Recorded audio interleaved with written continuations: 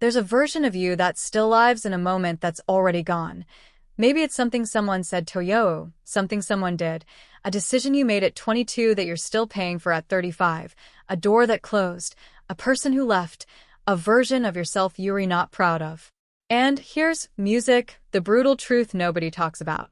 You can be completely free in your body, music, walking around, going to work, laughing at dinner, and still be a prisoner, still locked inside something that happened years ago, still replaying it, still arguing with people who aren't heaven in the room anymore. The Stoics had a word for this kind of suffering. They called it music self-inflicted, and before you get defensive, before you think that's cold or you don't know what I've been through, music, just stay with me. Because this isn't about blame.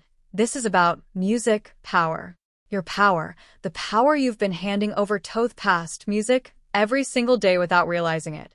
Marcus Aurelius was the most powerful man in the known world. Emperor of Rome, armies at his command. Music, and he still woke up every morning and wrote to himself, not to anyone else, just to himself, reminders about how to not be dragged under by things outside, music, his control. He lost children. He fought wars he didn't choose. He was surrounded music by people who wanted to use him, flatter him, destroy him. And still he wrote, music, you have power over your mind, not outside events. Realize this and music, you will find strength.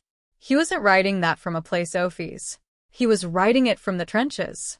So, what does it actually mean to leave your past behind?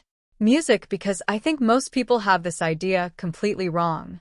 They think it means forgetting, pretending music, it didn't happen, putting a smile on it, and moving forward like nothing music occurred. That's not leaving the past behind. That's suppression. And suppression doesn't bury things. Music, it buries them alive. Leaving the past behind means something much harder and much more specific. It means you stop letting what happened then, music, make decisions for you now. Think about that for a second. Every time you avoid a new relationship because of an old one, that's the music past making a decision. Every time you don't go after the opportunity because you failed the music last time, that's the past sitting in the driver's seat. Every time you snap at someone who doesn't deserve it because someone else hurt you years ago, that is not your reacting. Music, that is your history reacting. And there's a difference. Epictetus understood this, music, better than almost anyone in history.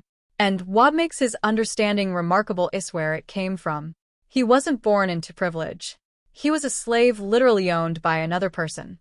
Music, and yet from that position, from the absolute bottom of Roman society, music, he developed a philosophy of radical internal freedom that people still read 2,000 years later. His core teaching was devastatingly simple. There are things within our control and things that are not. The past, music, is not within your control. It never will be. But your relationship to the past, that is music, entirely yours. Here's what that looks like in practice. When the memory comes, and it will music come, it always does. Most people do one of two things. They either fight it, push it away, tell themselves, stop thinking about that, which is like telling music someone not to think about a pink elephant. Or hey, lean into it. Music, replay it, marinate in it, build an entire story around it where they were the victim. Music and someone else was the villain and they live inside that story like it's their home. The Stoic path is neither of those. The Stoic path is observation without immersion. Music, you see the thought. You acknowledge what happened. You don't pretend it wasn't real, or music, that it didn't hurt. But you also don't climb inside it and redecorate. You say, this happened and it is over. It cannot be changed. What can I do right now, music, today with what I have? That pivot from what happened to me, music, to what can I do, that is the whole game. But I want to be honest with you, because this content always glosses over the hardest part. Music, and the hardest part is grief. Sometimes you don't just need a new perspective.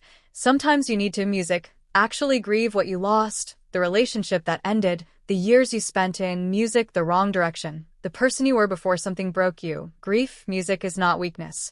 Grief is the process by which you actually metabolize loss instead of carrying it frozen inside you forever. The Stoics weren't, music, emotionless robots. That's the biggest misconception. Seneca wrote letters soaked in feeling. Marcus Aurelius grieved openly. The point was never to feel nothing. The point was to feel it fully and music, then return to the present. Feel it and release it. Not feel, music it, and become it. There is a version of the past that teaches you and there is a version of the past that owns you. One of them makes you wiser. Music, more compassionate, more resilient. The other one keeps you small, keeps you angry, keeps you rehearsing conversations that are never going to happen with people who may not even remember what they did. You deserve music better than that. Not because your past wasn't painful. Maybe it was incredibly painful, but because you are not your past. You are what you decidido music do next.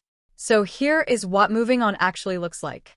Music, not as a concept, as a practice. It means you wake up tomorrow, music, and instead of the first thought being that thing, you redirect to what do I music want to build today?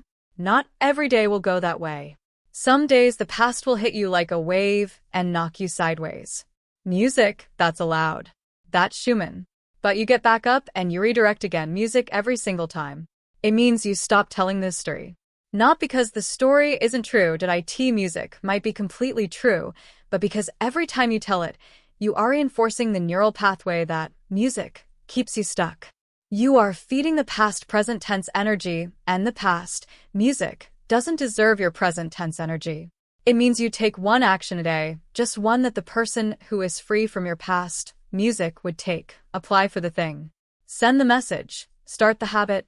Do the one thing you've been avoiding because somewhere underneath it you're still letting an old wound make your music choices. Marcus Aurelius wrote something that I think about more than almost anything else from ancient philosophy. He said, confine music, yourself to the present. 3 words. Confine yourself to the present. Music, not the past, which cannot be changed, not the future, which cannot be controlled. The present, which is the only place where your life is actually happening. Your past made you. Music, it shaped you. Some of it hardened you in ways that will serve you for the rest of your life. But it does not have torn you. You are not that story anymore. You are what you do now. And now is always enough to begin.